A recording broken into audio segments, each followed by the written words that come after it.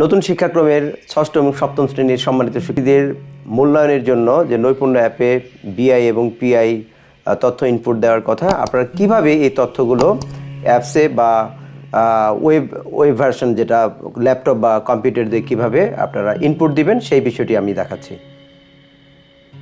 Computer বা ল্যাপটপের আপনি যে কোনো একটা ব্রাউজার ওপেন করবেন, ওপেন করে এই যেখানে আমি লিঙ্কটা লিখে রেখেছি এই লিঙ্কটা আপনারা লিখে সেটাকে সার্চ করবেন। সার্চ করলেই আপনারা এই যে নৈপুণ্য এরকম একটা শিরোনামে এরকম একটা ইন্টারফেস পাবেন। ইন্টারফেস পেলে আপনারা এখানে দেখেন যেখানে লগ ইন, ইউজার টাইপ, শিক্ষক আর বিষয়ভিত্তিক শিক্ষকের আইডি। এটা প্রত্যেকটা শিক্ষক আপনারা ইতিমধ্যেই আপনাদের লগ ইন যে আইডি এবং পিন নাম্বার বা পাসওয়ার্ড আপনারা পেয়েছেন, সেই আপনাদের নিজস্ব যে আপনাদের যে আইডি এবং পিন নাম্বার আছে সেটি আইডি এবং পিন দিয়ে দিবেন। তারপরে যে লগ ইন করুন এই অপশনটিকে ক্লিক করবেন। আমি এটা ক্লিক করলাম, আমার ইউজার আইডি এবং পিন নাম্বার দিয়েছি।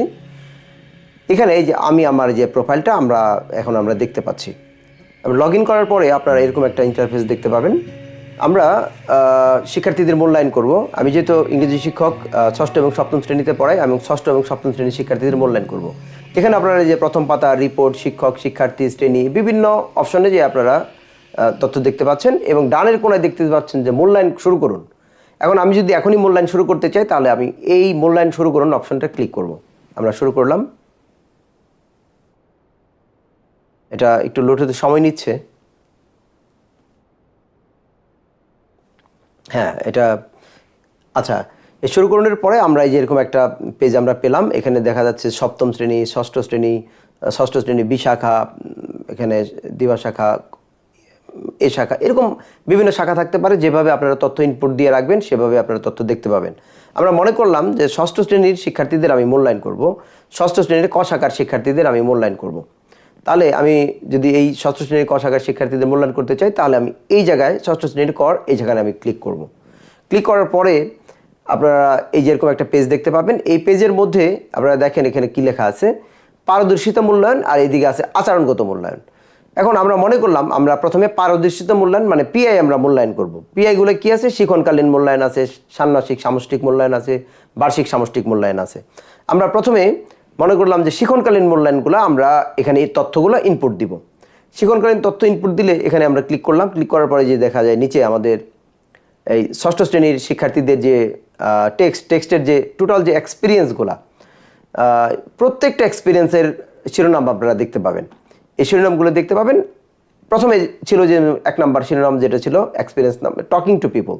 টকিং টু পিপলের মধ্যে ক্লিক করবেন, বা যেখানে দ্বিতীয়টা ছিল লিটল থিংস, আমরা টকিং টু পিপলের মধ্যে ক্লিক করলাম। ক্লিক করার পরে টকিং টু পিপলের মধ্যে আমরা একটা পিআই পেলাম, 6.1.1 student interact using words and appropriate expression according to the specific situation. এই যে এটা আমরা পেলাম। এই পিআইটা আমরা যখন মূল্যায়ন করতে গেলে এই পিআইয়ের উপরে আমরা ক্লিক করব।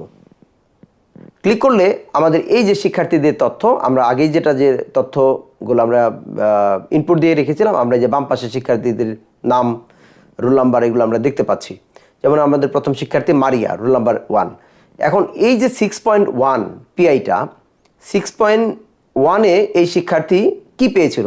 আমরা আগে এই যে শিক্ষার্থীদের তথ্য, এই যে মূল্যায়ন যে শিট ছিল, এই রেকর্ড আমরা সংরক্ষণ করেছি। সেই সংরক্ষণ করে আমরা মনে করলাম মারিয়া এই শিক্ষণকালীন মূল্যায়নে 6.1.1-এ সে কি পেয়েছিল? বৃত্ত পেয়েছিল। আমরা বৃত্তর মধ্যে ক্লিক করে দিলাম। ক্লিক করলেই যে গ্রিন হয়ে গেছে। এভাবে প্রত্যেকটা শিক্ষার্থীদের কোন মানে এই পিআইয়ের মধ্যে কোন পর্যায়ে ছিল সেটা আপনারা ক্লিক করে করে এভাবে সিলেক্ট করবেন। যদি মনে হয় যে এটা ভুল সিলেক্ট করা হয়ে গেল তাহলে এটা আরেকটা ক্লিক করলে কিন্তু এটা চলে যাবে, তখন আপনারা নতুনটা করতে পারবেন, বা অন্যটার মধ্যে যে আপনি ক্লিক করলেন ওইটা সিলেক্ট হয়ে গেল। যেমন দ্বিতীয় শিক্ষার্থী আরমিন, এই আমাদের যে শিক্ষার্থী রোল নাম্বার 2 আরমিম, সে 6.1.1-এ সে কী পেয়েছিল? সে যা পেয়েছিল, যদি মনে করলাম সে ত্রিভুজ পেয়েছিল, সে ত্রিভুজের মধ্যে ক্লিক করলাম। এভাবে আপনারা প্রত্যেকটা শিক্ষার্থীর তথ্য এভাবে আপনারা কী করবেন, তথ্য আপনারা এভাবে সিলেক্ট করে করে, যেমন রিয়ামণি কী পেয়েছিল, মনে করলাম যেটা বৃত্ত পেয়েছিল। এভাবে সব শিক্ষার্থীর তথ্যগুলো আপনারা সিলেক্ট করবেন। সিলেক্ট করার পরে আপনারা এই যেখানে দুইটা অপশন দেখতে পারবেন, একটা হলো খসড়া সংরক্ষণ করুন, একটা জমা দিন। খসড়া সংরক্ষণ করুন মানে যদি আপনার কোনো কাজ অর্ধেক করে আপনি রেখে যেতে চান তাহলে এটা খসড়া সংরক্ষণ করুন, এটা ক্লিক দিবেন, সেটা সেভ হয়ে যাবে। আচ্ছা, আবার যদি মনে করেন এটার খসড়া সংরক্ষণ করে রাখলেন, পরবর্তীতে আমি রিচেক করে দেখবো যে এটা সব কিছু ঠিকঠাক আছে কি না, তারপর যদি ঠিক থাকে তারপর আমি জমা দিন। আপনার কিন্তু জমাই দিতে হবে। তাই আপনার খসড়া সংরক্ষণ করার সুবিধাটা হলো আপনার কোনো কাজ অর্ধেক করে এটা সেভ করে রাখতে পারবেন, যদি আপনারা কিংবা পুনরায় এটা রিচেক করতে পারবেন।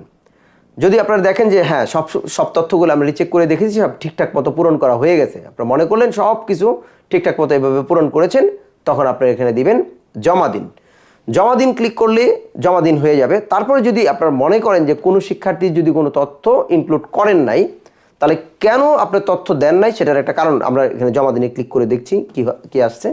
হ্যাঁ, জমা দিনে ক্লিক করার পরে আমরা দেখছি যে এই যে কতগুলো শিক্ষার্থীর তথ্য আমরা দেইনি, যে সূরা ৩ আমরা তথ্য দেইনি। হ্যাঁ, আমরা পেছনে আমরা দেখছি, আমরা পেছনে একটু দেখে নিচ্ছি। আমরা এখানে যে তথ্যগুলো,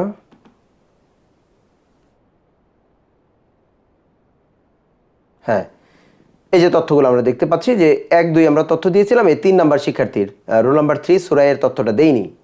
হ্যাঁ, তথ্য আমরা দেইনি, এই জন্য আমাদের এখানে কি দেখাচ্ছে,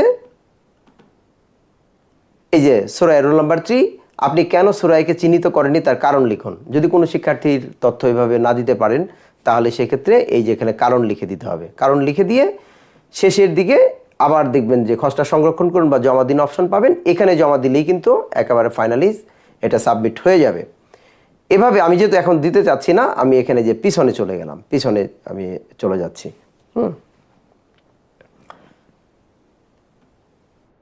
আচ্ছা, এভাবে আপনারা তথ্য এই 6.1.1 তথ্য আপনারা পিআইটা জমা দিয়ে দিবেন।